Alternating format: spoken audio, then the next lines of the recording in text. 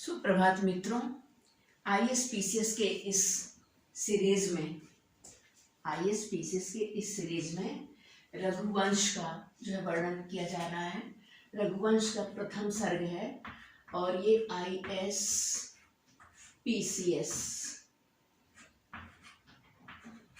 Special है ना।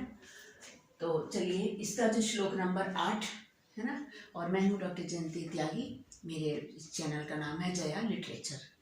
ठीक है, तो चलिए हम इसको पढ़ते हैं। देखिए,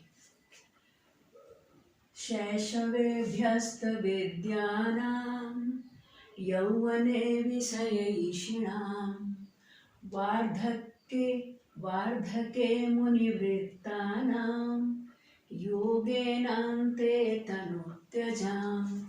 वार्धके मुनिवृत्तानां योगेनान्ते तनुत्यजाम्। रघुवंशियों का वर्णन किया जा रहा है। कैसे हैं रघुवंशी, है ना, कैसे थे रघुवंशी, उनका वर्णन किया जा रहा है। उनकी इससे पहले भी बहुत सारी विशेषताएं आपने पढ़ी हैं और कालिदास अपने को जो है बहुत ही तुच्छ कहते हैं कि मेरी तो वाणी की सामर्थ्य ही इतनी नहीं है कि मैं उनका वर्णन कर सकूं, परंतु उनके बहुत सारे जो गुण हैं ये जो है आगे आएगा, अगले श्लोक में आएगा। और यहाँ पे अपने को वो हर तरह से दीनहीन ही कहते हैं, उस बौने के समान अपने को बताया है कि जो बहुत ऊंचे वृक्ष पर लगे हुए फल को तोड़ना चाहता है। लेकिन यहाँ पर जो रघुवंशी हैं वो बहुत सारे गुणों से संपन्न हैं, इसलिए कालिदास जी जो हैं उनके गुणों का वर्णन करने के लिए विवश हुए हैं। तो वो जो रघुवंशी थे, ये भी इसमें देखिए कितनी विशेषताएं हैं रघुवंशियों की। कहते हैं शैशवे अभ्यस्त विद्यानाम, एक विशेषण, यौवने विषयैषिणाम, है ना, वार्धके मुनिवृत्तिनाम, अयोगेन अन्ते तनुत्यजाम्। ये 4 विशेषण हैं जो वे अपने जो गृहस्थ जो जीवन है ना, गृहस्थ जीवन जो हमारी वर्णाश्रम व्यवस्था है, उसमें क्या है, उसमें एक तो ब्रह्मचर्य है, फिर गृहस्थ है, फिर वानप्रस्थ है और उसके बाद है संन्यास। तो उसी की ओर इंगित करते हुए, उसी की ओर लक्ष्य करते हुए कि हमारे यहाँ कैसी जो है वर्ण व्यवस्था थी, है ना, वर्णाश्रम व्यवस्था, वर्ण आश्रम व्यवस्था, है ना, कि जो है आश्रम का अर्थ ही यही है, गृहस्थ आश्रम, मतलब किन किन स्टेजेस से जो मनुष्य का जीवन जो है पूरा होता था। सबसे पहले ब्रह्मचर्य 1 से लेकर 25 वर्ष तक, फिर 25 से 50 वर्ष का जो समय था वो गृहस्थ जीवन का था। उसके 50 से 75 जो था वो वानप्रस्थ, अर्थात वनों में या अरण्य में जो है या एकांतवास करते हुए जो है अपने जीवन का मूल्यांकन करना और समाज के हित के लिए सोचना, तपस्या करना, और अंत में फिर से जो है 75 साल के बाद अगर मतलब जीवित रहे इंसान तो फिर से समाज में आकर एक सन्यासी के रूप में समाज की जो है सेवा करने का जो है विधान था। तो यहाँ पर वही उन्हीं चारों आश्रमों की ओर जो है कालिदास जी इशारा करते हैं कि रघुवंशी क्या करते थे, उनके संस्कार इतने दृढ़ थे, वे अपने संस्कारों में इतने बंधे हुए थे कि कोई भी जो है लीक से हटकर कोई काम नहीं करते थे।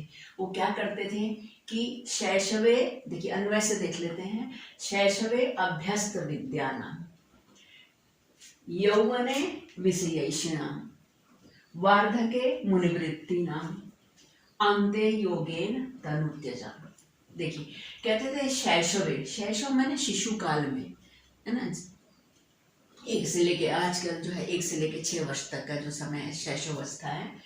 तो उस समय तो निश्चित रूप से मैं नहीं कह सकती, लेकिन हाँ मैं ब्रह्मचर्य की ओर इशारा जरूर करना चाहूँगी कि हाँ शैशव का मतलब जो है ब्रह्मचर्य आश्रम से ही है।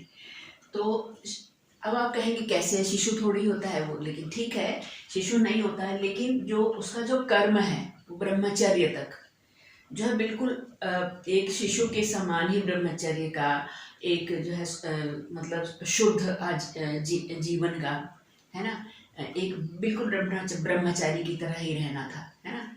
तो इसीलिए यहाँ पे एक शब्द में कहा है कि शैशवावस्था में अभ्यस्त विद्यानां। देखिए, इससे आपको मेरी बात जो है प्रूव होगी क्योंकि शैशव तो मतलब अगर 1 से 6 वर्ष तक ही मानते हैं, उसमें तो समस्त विद्याएं नहीं पढ़ी जा सकती ना। तो लेकिन यहाँ पर कहते हैं अभ्यस्त माने अभ्यास करने वाले, विद्या नाम समस्त विद्याओं का। कब? अब शैशवावस्था में, मतलब एक तरह से ब्रह्मचर्य अवस्था में अभ्यस्त माने अभ्यास करने वाले, विद्या नाम सभी विद्याओं का अध्ययन करने वाले। यौवने, और उसके बाद जब गृहस्थ आश्रम में जब प्रवेश करते थे तो उसमें विषय ऐषणाम, विषय माने जो भोग विलास की कामना करने वाले गृहस्थ, प्रजोत्पत्ति के लिए, संतानोत्पत्ति के लिए। एक मिनट आपको रुकना पड़ेगा।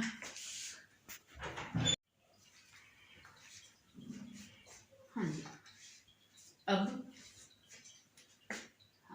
हम पढ़ रहे थे कि युवावस्था में प्रजोत्पत्ति के लिए, संतानोत्पत्ति के लिए जो है विषयों की कामना करते थे, अर्थात गृहस्थ धर्म में प्रवेश करते थे, गृहस्थ बन के रहते थे।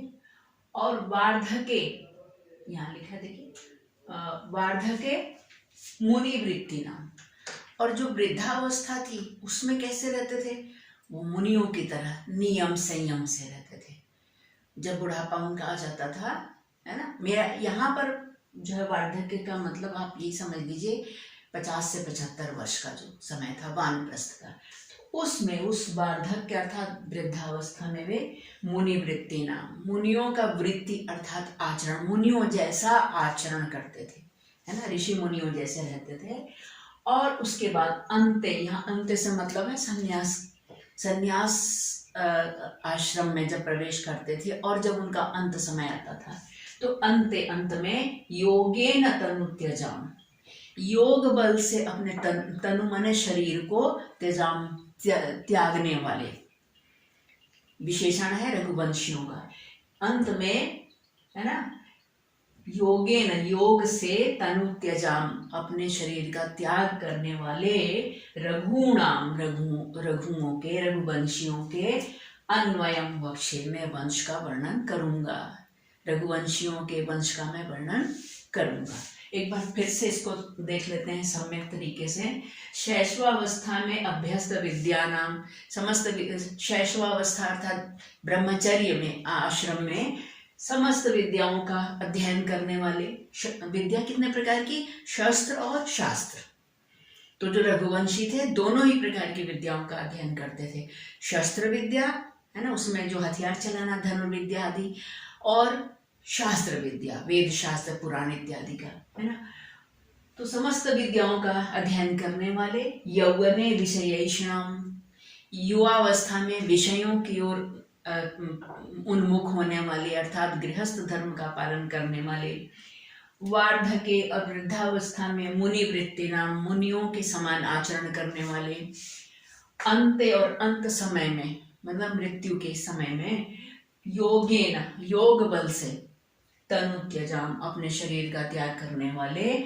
रघुणाम अन्वयम बक्षे, मैं रघुवंशियों के वंश का अन्वय का वर्णन करूंगा, ऐसा कहते हैं कालिदास जी। अब चलते हैं हम इसका संस्कृत व्याख्या देख लेते हैं। देखिए, शैशव किसको कहते हैं? शिशो भाव शैशवम, जो बचपने का जो भाव है उसको हम शैशव कहेंगे। शिशो भाव शैशवम तस्मिन शैशवे, उस शैशवावस्था में अर्थात बाल्यावस्था में। अभ्यस्ता माने पठिता, है ना, अभ्यास करने वाले या पढ़ने वाले। विद्या शास्त्राणी, विद्या या शास्त्र, यही माने जिनके द्वारा ये सब पढ़े जाते थे। तेषाम, उनका, उन अभ्यस्त विद्या नाम, उन विद्याओं का अभ्यास करने वालों का।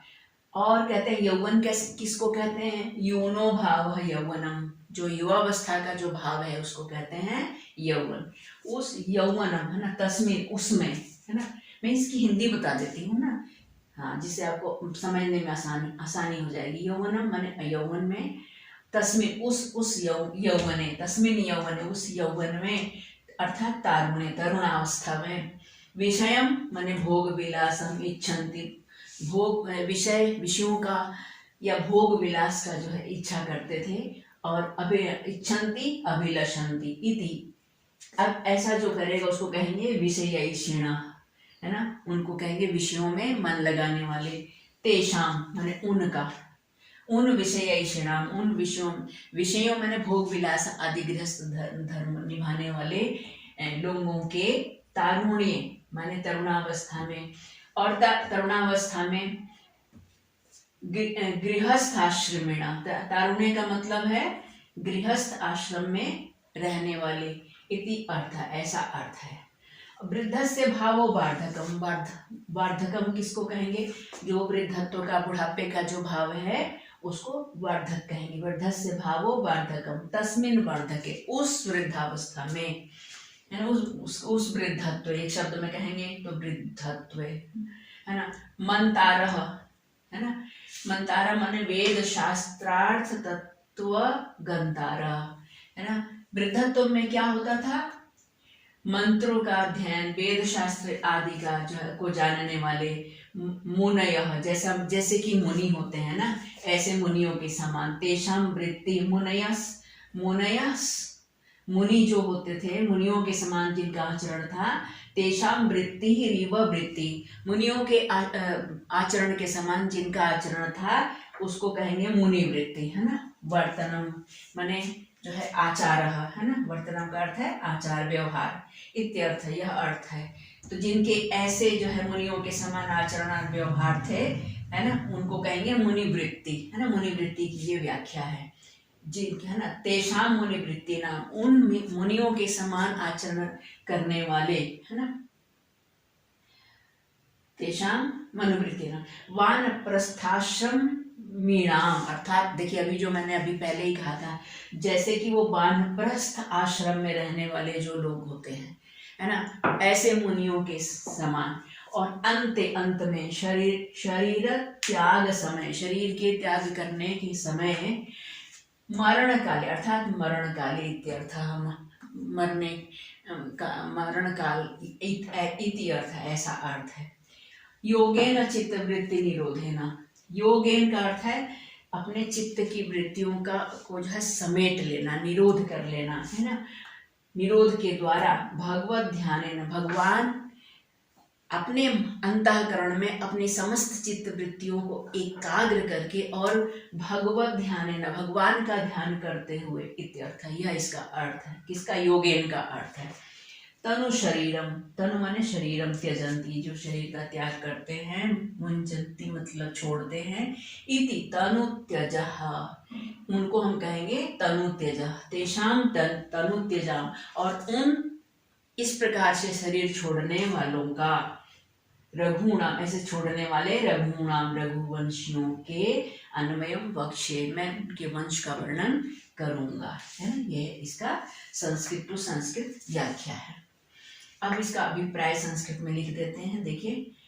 प्रथमे वयसि पूर्णेन ब्रह्मचर्येण, प्रथम वयसि माने अवस्था में पूर्ण ब्रह्मचर्य के साथ सर्वविध विद्याभ्यासम कुर्वन्त, सभी प्रकार की विद्याओं का अभ्यास करते हुए, यौवने च, यहाँ थोड़ा फीका हो गया है, यौवने च, और युवावस्था में,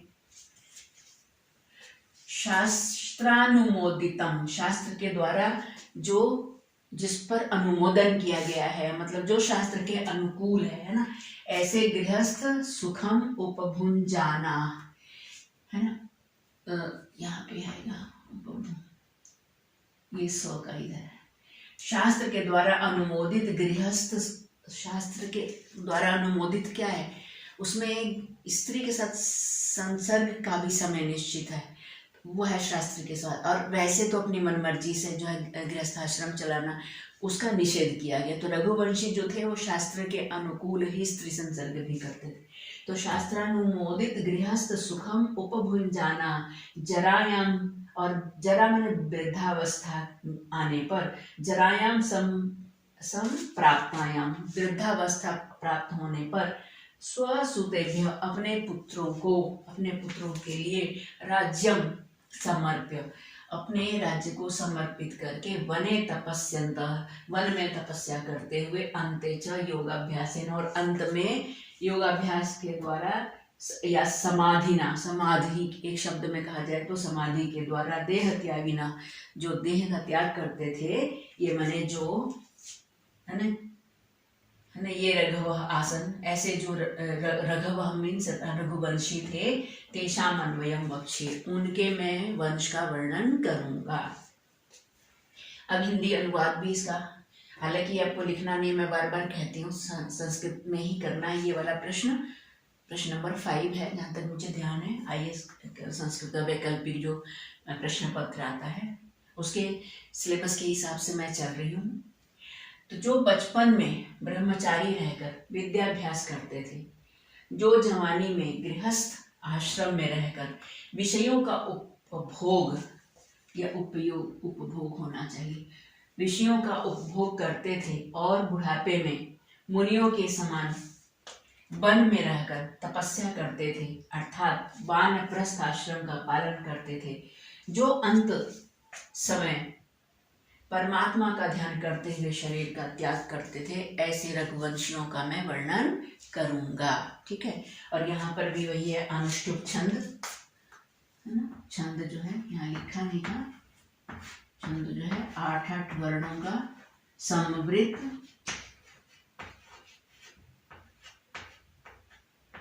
अनुष्टुप छंद।